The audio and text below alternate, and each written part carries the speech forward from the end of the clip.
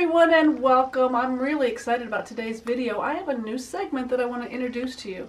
Now, you know that I love to experiment. I love looking for new ideas, things that we can do to play with pastel and maybe new techniques, new subject matter, different ways to treat our usual subject matter.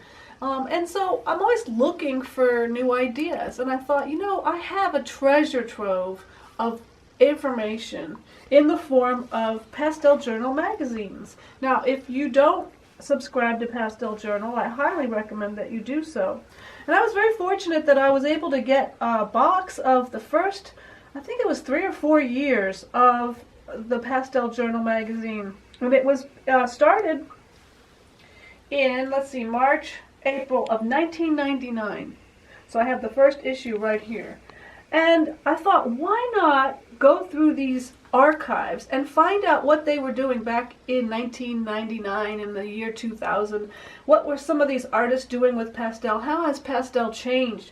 And why not take some ideas from these older articles and repurpose them for our own use and try them and experiment with them? So I'm going to do that probably once a month, maybe at the end of each month. I will pick an article from one of the old pastel journals and we'll explore something interesting from each of those magazines. So the first article that caught my eye was from, let's see, 2001, February of 2001. It caught my eye because of the artist's name, Herman Margulis. Now, my name is pronounced Margulis. I don't have the E in it. And this caught my eye because I'm often asked, are we related? And we're not related, at least not to my knowledge. But I didn't know much about Herman as an artist. Sadly, he has passed away. But I found the article very interesting. He had an interesting life, and he shares some of his working techniques with us, and that's what I want to share with you and do a demonstration for you in just a few minutes. But just a couple of tidbits about Herman. He was a Holocaust survivor, and he survived because he was an artist and he could draw, and that was what saved him. He came to the United States in 1951 and worked as an inventor. He invented packaging and such for paper and plastics. And then on the side he painted, and he was a landscape painter. He then became an instructor. He taught a lot of workshops. He was in demand for jurying shows. His favorite motifs were landscape, and he really liked barns. And so I'm going to give you information that you can look up and see more of his work in the commentary. But what I found intriguing was his working method. And what he liked to do was work on his own homemade surface. And we're actually going to try to make one. He wanted to produce it, but that, as far as I know, never happened. Oh. And he liked to work on a homemade surface, which we'll try to make, and he liked working on a neutral gray, kind of darkish gray tone. And he also shared a very interesting way that he made corrections. So in the demonstration, I'm going to try to do that as well, to share that with you as well. I'm going to read a quote, and then we'll move on to make the surface. This is a quote from Herman. He says, "In my method of painting, pastel strokes are applied with variable pressures, twisted, twirled, flat, or on the edge of the pastel for finer lines. When the painting is completed, it vibrates with life, sensuality, and emotion." So let's go over and try to make a surface, and then we'll go ahead and paint. Alright, so here we are at my working space. I am going to show you how to make a homemade surface according to the way I think Herman Margulis might have done it. There are many recipes that we can use to make a homemade surface, but they all involve gesso, pumice powder, and water. Alright, so now what I've done is I already prepared one surface here. And This is on a piece of archival acid-free mat board. And Herman used museum board, archival and museum board. This is mat board, it works fine. What you may find is when you coat it with this concoction, it may start to warp. So what I did was I put more gesso on the back of it, and then it just dried perfectly flat. So I'm really excited about that. And I'm going to paint on this one, but I want to show you how I made it, how I did it. So I have my jar. I'm going to mix up a little bit more of that concoction. And basically what you're going to do is you're going to use a little bit of gesso. I'm using clear gesso because that's all I have, but because we're going to tone this with a color, you can use regular white gesso, which is less expensive, but this is all I happen to have. I'm going to use little pumice powder. I got this pumice powder at Dakota Pastels, and I'll put the link in the on the commentary. I've had this bag for probably over 10 years. A little bit goes a long way. So I'm going to just scoop out a little bit. And if you want a really rough texture, then use more powder. Then what I'm going to do is I'm going to mix this together. You can see my mixture is already a little bit gray because I added some acrylic paint to it for the last batch. I'll add a little bit more. Now you want to add a little bit of water. Now this is the tricky part, because if you add too much water, it gets too loose and then it won't bind to your surface. The water breaks the bond. Oops, that's probably going to be too much, but I'm going to stir it around and see. You want it to be the consistency of, say, loose cream of wheat or loose grits. You don't want it to be thick like thick oatmeal, all right? So this looks about right. Get in on that. Now, it's a nice gray tone. I want to make it a little bit darker. Now, I'm going to use this Folk Art acrylic pink because that's all I could find at Michael's. I really like to use the golden liquid acrylics. I don't want to use acrylics from a tube because it tends to be too plasticky and it'll fill the tooth of your paper. So I'm going to squirt some of this in here. Come on. But this acrylic paint is kind of loose enough that it doesn't clog doesn't make it too plasticky. Now, of course, you can tone this any color you want. Now, I'm going with gray, but the sky is the limit as far as what you can use. Now, I'm going to just simply take my brush and apply it to the mat board. Now, here's a little tip. If you like a really rough, random type of irregular surface, then just apply the mixture in kind of random brush strokes. If you want it to be more like a canvas weave, then you'll go all the way across in one direction and then all the way across in the other direction, and you go back and forth and you'll get sort of a canvas weave. You can also apply a mixture with a sponge brush. So if you want a really smooth texture, you don't want a lot of texture, just apply it with the sponge brush and you'll get a nice smooth application. Again, as this dries, it may start to warp, so I just coated the back with some gesso. Actually, I just used leftover mix, and then I was able to get it nice and flat. So that's it. It's simple, and we have a nice homemade recipe. I could put the lid on this and save it for a little while, but what I recommend is that you cut out a bunch of boards and just have a session where you prepare a bunch of boards, then you're ready to paint with them whenever you have that moment of inspiration. Alright, so now I'm going to take the board and go over and do a painting. Alright, I am back and our board has dried nicely, nice and flat. And so I want to, before I get started, I want to show you what I'm going to be doing. I'm going to be painting this scene over here. It was actually a summer in, I think, Grand Teton National Park.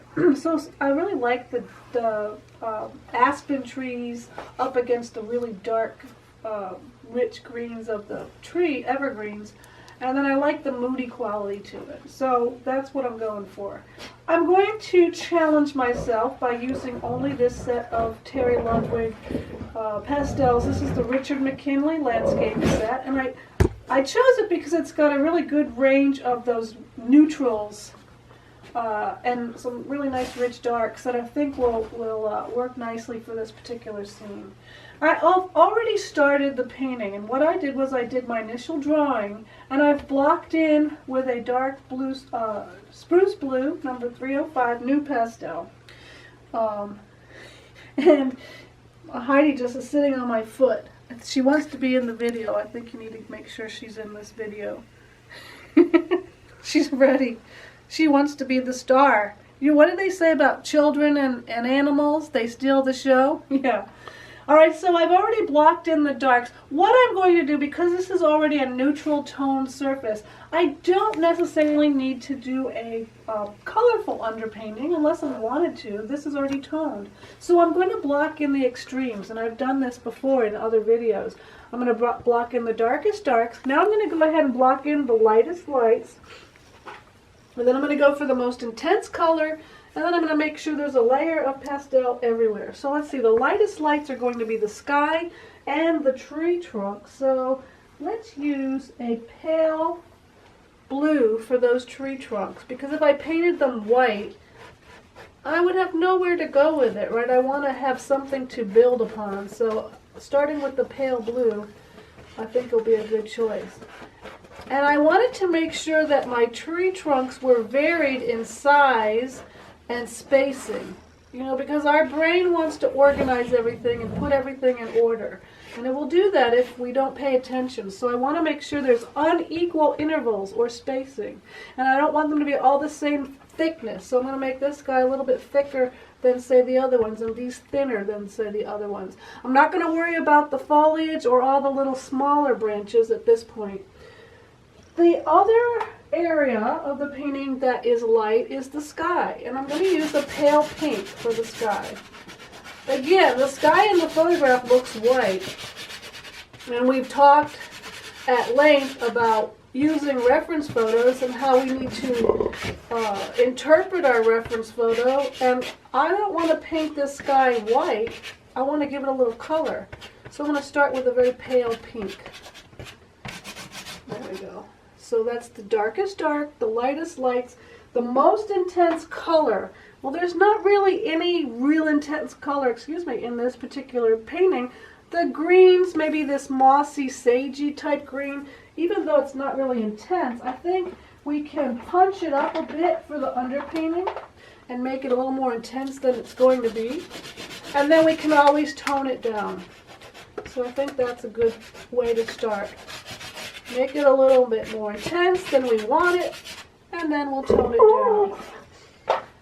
And then you want to make sure that your painting has pastel everywhere on it. So I have a distant mountain range. I'm going to use a cool, kind of middle value, lightish blue, sneak it back behind the trees.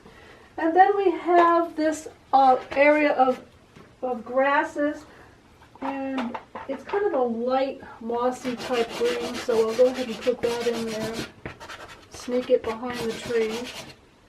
And then we need to block in something in the foreground. I think I'm going to just make the whole foreground dark, and then we can modify it.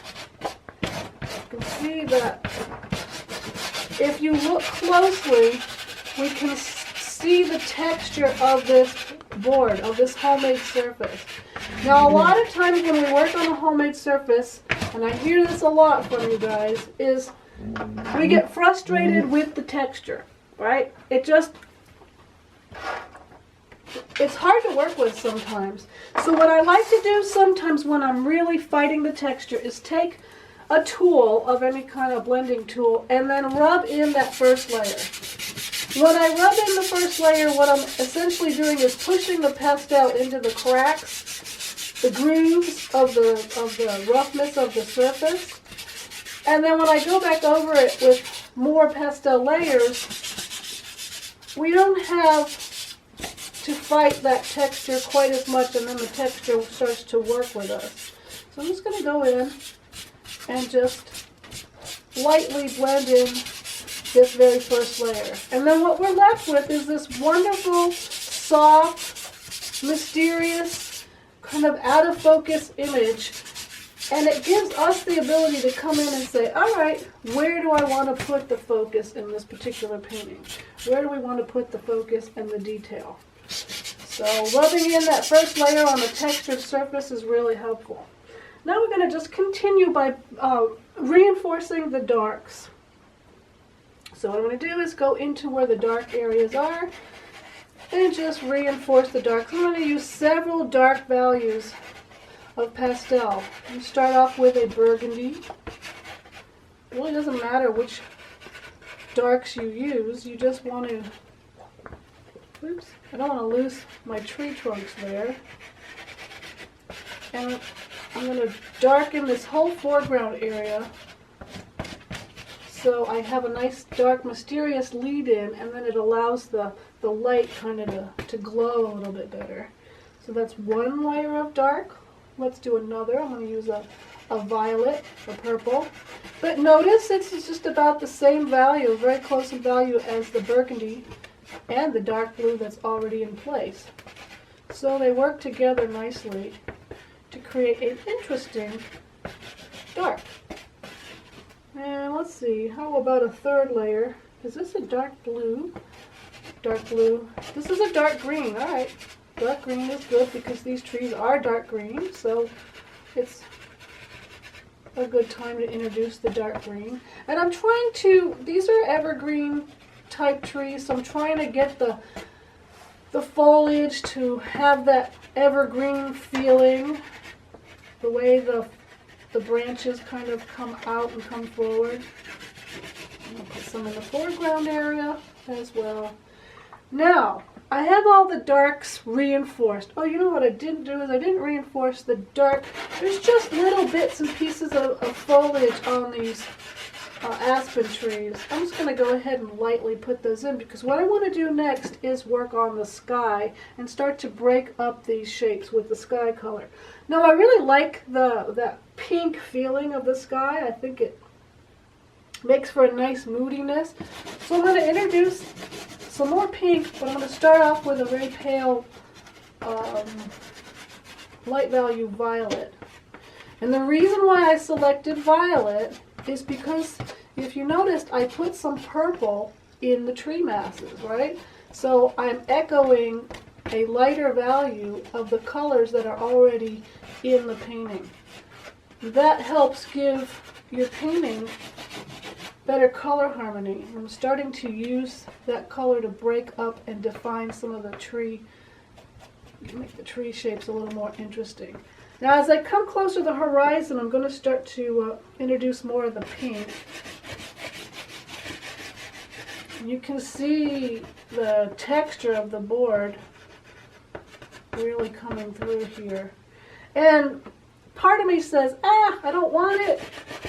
But part of me says, well, you know, that's kind of cool. It almost looks like it could be a painting on a canvas because we can see that weave of the canvas, almost like it's paint and not pastel. So I'm going to just leave it. I think I'm going to go for it. I'm going to introduce what is this? The really nice thing about when you work from one particular artist palette, like just using this box, I basically have to take these colors and make them work. And it really helps you have a much more harmonious color palette, and it's a lot more efficient to paint. Alright, so now we have the sky in place. Alright, so what we're going to do next, I think I'm going to reinforce the distant mountain. I like this blue color that's already there, so I'm going to leave it and match it with a softer pastel. Sneak it back in here. Whenever I can sneak colors behind other areas, it helps create this feeling of depth. Alright, we have this really interesting glow going on.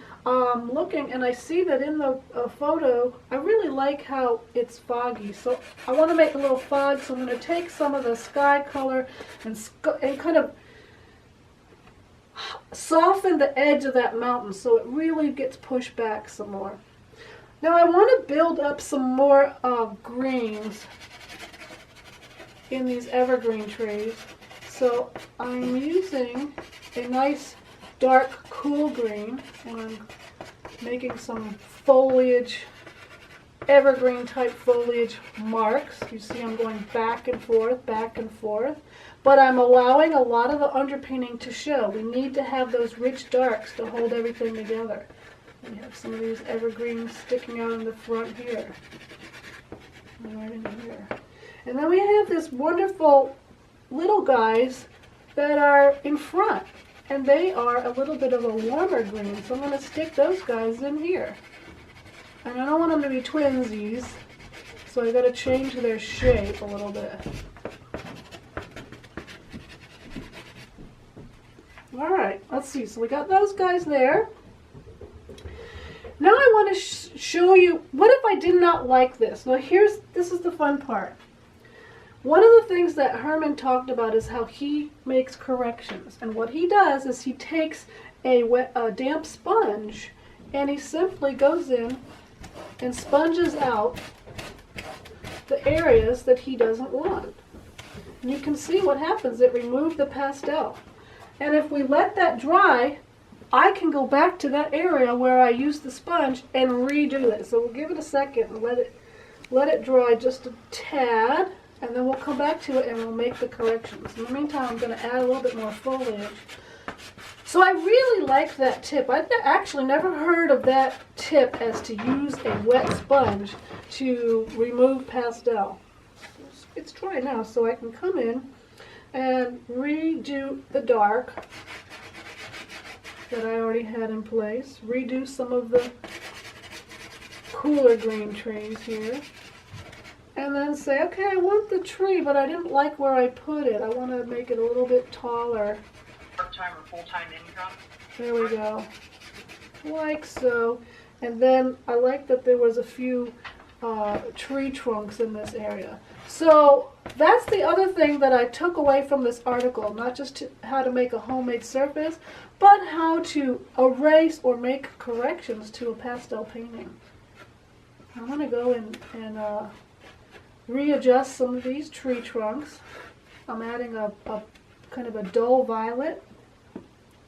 I'm going to paint the distant grasses. I'm going to use horizontal bands.